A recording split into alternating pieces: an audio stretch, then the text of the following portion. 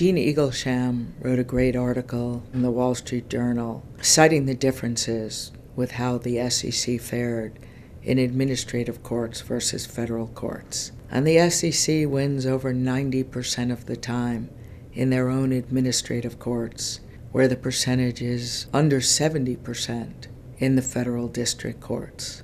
So it was of no surprise to me that the SEC would try to bring their baseless allegations, their contract claims that would have been dismissed in a federal court against me in their own private court. But it was no less insulting, if not unsurprising, that I'd be in a position after a 35-year career to defend my career, my wealth, my holdings, and all my people in a court where I wouldn't be afforded the due process rights and the protections that I would have received in a federal court. And I've never over the years been afraid of a fight, but I always have looked for a fair fight where there's an even playing field. And I would like to think that when a government comes at an individual, that they too would want truth to win,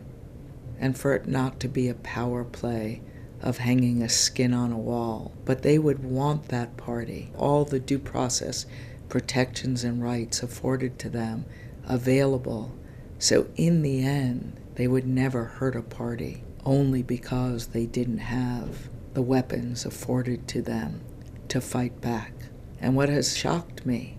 was that even though so many of these companies and tens of thousands of people depend on me every day, that they were willing to fight to take me down, not caring that truth would win or that justice would prevail, but just that their 7 years of work would not go to naught. And I think that anyone who sat in that courtroom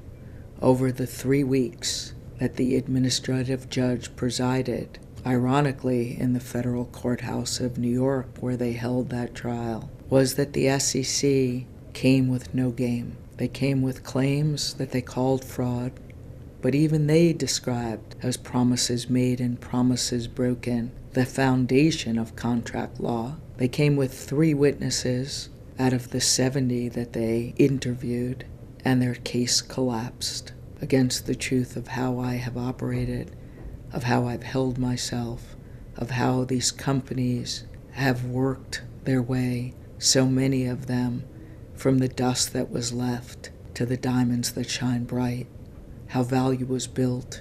how value exists, and how parties worked against me to allow it to be monetized and for our futures to be sweet.